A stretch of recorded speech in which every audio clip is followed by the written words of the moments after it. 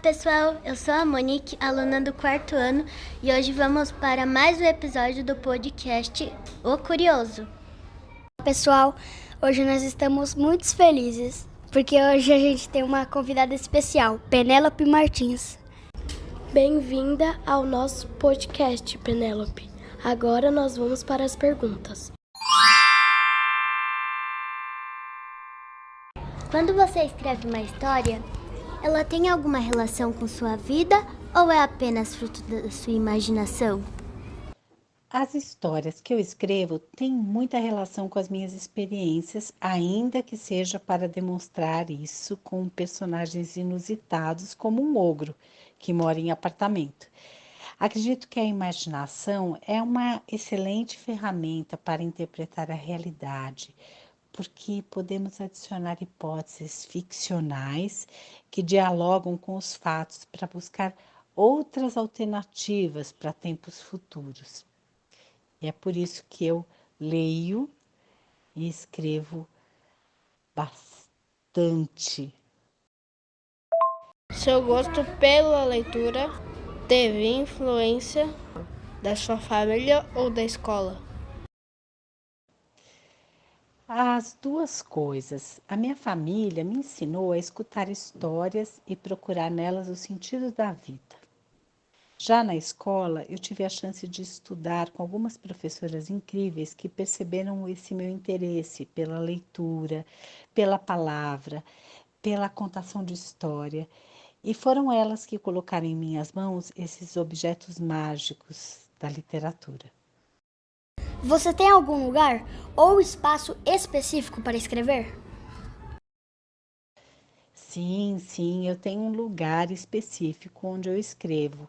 É o meu cafofo, formidável, um pequeno espaço aqui do lado da cozinha da minha casa, onde eu tenho uma mesa bem pequena e estantes forradas de livros. Aliás, eu estou precisando arrumar o cafofo, porque tem livro em tudo quanto é canto, inclusive pilhas e pilhas de livros no chão. Tá ficando bem caótico, viu? É para você escrever uma história. Para mim, escrever uma história é eu ser eu mesma. Quando eu escrevo, eu sou a Penélope. É no sentido mais pleno, mais integral do que eu entendo ser eu mesma. Você se considera uma boa leitora? Cite algumas leitoras que tenham marcado a sua vida. Eu não sei se eu sou uma boa leitora. Eu me considero uma leitora esforçada, aquela que não desiste de aprender a cada dia. Entre os livros que mais me marcaram, eu destaco A Disciplina do Amor, da Lígia Fagundes Telles. Minha companhia de cabeceira durante anos e anos, da adolescência principalmente. Até hoje esse livro fica perto de mim enquanto eu escrevo as minhas histórias. E eu agradeço muito a Lígia pelas conversas interiores que ela me despertou. O que te inspira a criar personagens e histórias que se conectam tão bem com o público infantil? Eu acredito na infância como um encontro sublime com o que somos de verdade. Talvez seja o que me conecta com as crianças. Essa autenticidade, uma disposição generosa para brincar.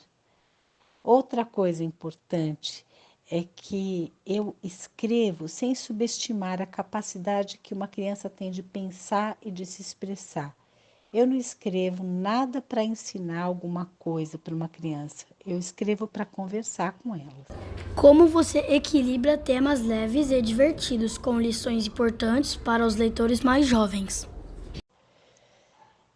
Foi como eu disse, eu não sinto vontade de escrever histórias com chaves morais, ensinando aquilo que pode, aquilo que não pode.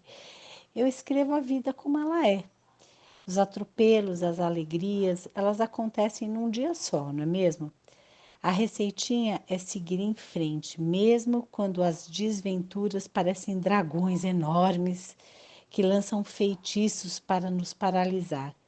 O equilíbrio da vida vem dessa composição entre a aceitação de um fato e a nossa coragem de superar, com doses de humor sempre e muita esperança. Que conselho você daria para as crianças e adolescentes que sonham em se tornar escritores um dia? Se eu posso dar um conselho para alguém que quer ser escritor, escritora um dia, esse conselho é: leia. Leia muito, leia mais, leia melhor. Olhe para tudo aquilo que você já leu e aquilo que você está lendo, aquilo que você tem interesse. Procure saber o que leem os escritores, as escritoras que você admira. Procure olhar para a sua biblioteca pessoal como aquele amigo que segura todas as ondas e que sabe ser leal. Ler é fundamental para encontrarmos as nossas palavras.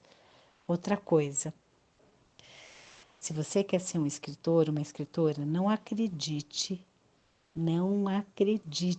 que você vai viver só do seu talento. O talento é uma muda de planta, uma coisa miúda ali, que precisa ser regada, que precisa de nutrientes da terra para crescer, para dar frutos.